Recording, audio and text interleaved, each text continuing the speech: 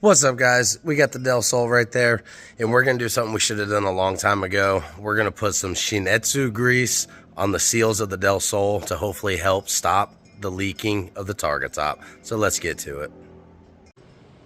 Alright guys, so like I said, I got some of this Shin Etsu Grease. It's from the Honda dealership, and what it is these tops right here, the seals, after 28 years, they're worn out. So what we're going to do is put some of this on it and rub it in and let it sit overnight and dry for 24 hours. And what it does is it kind of plumpens the material up a little bit. So I'm going to put you guys on a time lapse while I do that, and then I'll bring you back when I'm done.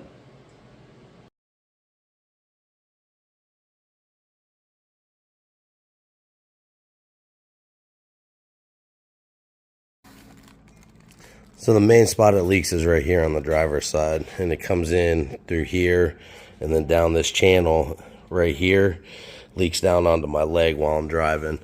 So I rubbed it on nice and good inside here, inside the back, and then tomorrow we'll clean it up, and then I hit the sides of this target top as well.